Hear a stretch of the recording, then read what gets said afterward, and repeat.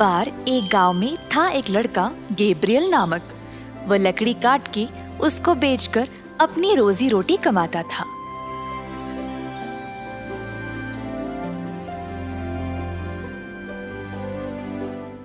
एक दिन अपना काम खत्म करके जब वह घर को निकला, उसको रास्ते में मिल गया उसका दोस्त नोआ।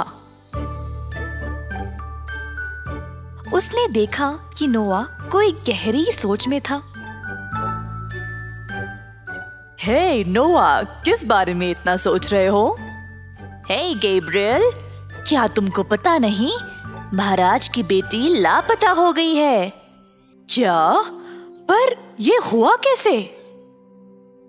राजकुमारी कहीं दूर अपने दोस्तों के साथ घूमने गई थी और अचानक से गायब हो गई। महाराजा भी अपनी बेटी की याद में बहुत बीमार पड़ गए हैं। और ये ही नहीं, उन्होंने बोला है कि जो भी राजकुमारी को ढूंढ लाएगा वो उसको उनकी आधी जायदाद इनाम में दे देंगे। तो तुम ये सोच रहे हो कि कैसे राजकुमारी को ढूंढ ले आए और महाराजा की आधी संपत्ति जीत ले, है ना? हाँ। दोनों हंस के अपने अपने रास्ते चले गए। उस रात गैब्रियल बिना सोए इस बारे में सोचता ही रहा।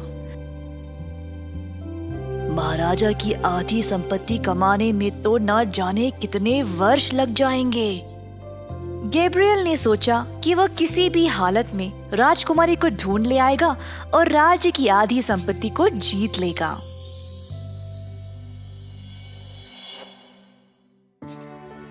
अगले दिन गैब्रियल राजकुमारी को ढूंढने के लिए निकला।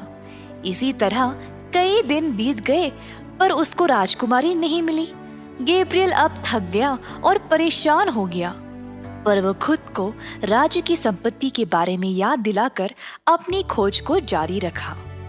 एक दिन उसको रास्ते में एक तितली मिली जिसके पंख टेढ़े हो गए थे, जिसके कारण वह उड़ नहीं पा रही थी। गैब्रियल ने उस तितली के पंख को ठीक किया और उसको हल्के से हवा में उड़ा दिया। तितली ने गैब्रियल का शुक्रिया अदा किया और पूछा कि वह कहाँ जा रहा है। गैब्रियल ने तितली को सब कुछ बताया। तितली ने सोचा कि वह गैब्रियल की मदद करे क्योंकि उसने भी तो उसकी सहायता की थी। वह सोचने लगी और उसको अचानक से याद आया कि कुछ दिन पहले एक जादूगर ने किसी लड़की को कब्जा किया था। तितली गैब्रियल को ये बात बोली और पूछी कि कहीं वो लड़की राजकुमारी तो नहीं। तितली वो जगह जानती थी और गैब्रियल को वहां ले गई। क्या ये तुम्हारी राजकुमारी है? हाँ, यही है। अब हम राजकुमारी को बाहर कैसे निकालेंगे? जादूगर बहुत ही शक्तिशाली है, हम कुछ नहीं कर सकते। तितली की बात सुनकर गैब्रियल बहुत दुखी हो गया कि वो राजकुमारी को नहीं बचा पाएगा। गैब्रियल का दुख तितली से देखा नहीं गया। गैब्रियल, तुम निराश मत हो। मैं एक जादुई तितली को जानती हूँ। उसके पास बहुत सारी शक्तियाँ हैं। वो हमारी मदद जरूर करेगी। तितली गैब्रियल को जादुई तितली के पास ले गई। गैब्रियल ने फिर जादुई तितली को सब कुछ बताया।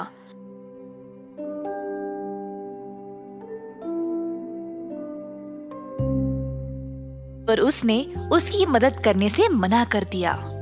गैब्रियल फिर से दुखी हो गया। तितली फिर बोल उठी कि गैब्रियल ने उसको बचाया था जब वह उड़ नहीं पा रही थी और वह एक अच्छा इंसान है, तो उनको कैसे भी गैब्रियल की मदद करनी चाहिए।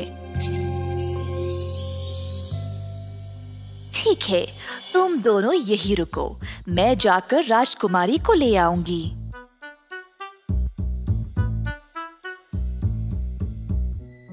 जादुई तितली ने फिर अपने आप को एक सुंदर लड़की के रूप में बदल डाला और जादूगर के गुफा के पास टहल रही थी।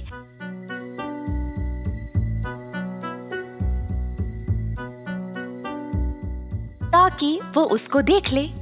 योजना के अनुसार जादूगर ने सुंदर लड़की को देखा और तुरंत अपनी शक्तियों का उपयोग करके उसको पकड़ लिया। उसने फिर लड़की को वहीं पे ले गया जहां पर उसने राजकुमारी को बंद रखा था।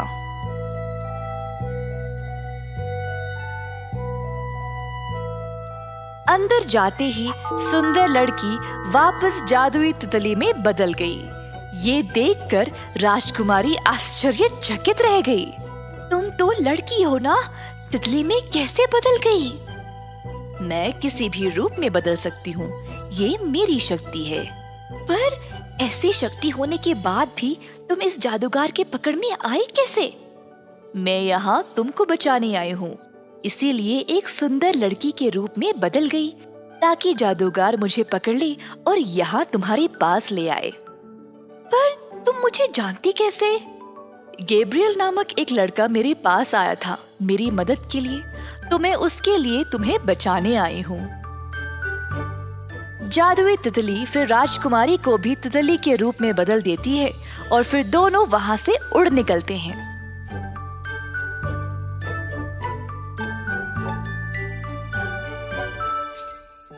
गैब्रियल के पास पहुंचते ही राजकुमारी वापस अपने असली रूप में आ गई। गैब्रियल ने फिर जादुई तितली को उसकी मदद के लिए धन्यवाद किया। छोटी तितली भी जादुई तितली का धन्यवाद करके वहां से निकल गई।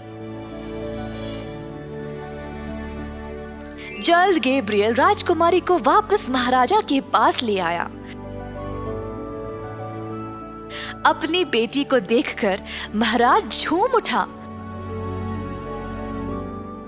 अपने वादे के अनुसार महाराजा ने फिर गैब्रियल को अपनी आधी जायदाद सौंप दी। महाराजा ने सबके सामने इस बारे में ऐलान किया और सबको गैब्रियल के बारे में बताया। अंत में गैब्रियल ने अपनी जीती हुई संपत्ति के साथ खुशी खुशी जीवन बिताया और खुद को अच्छा नाम कमाया।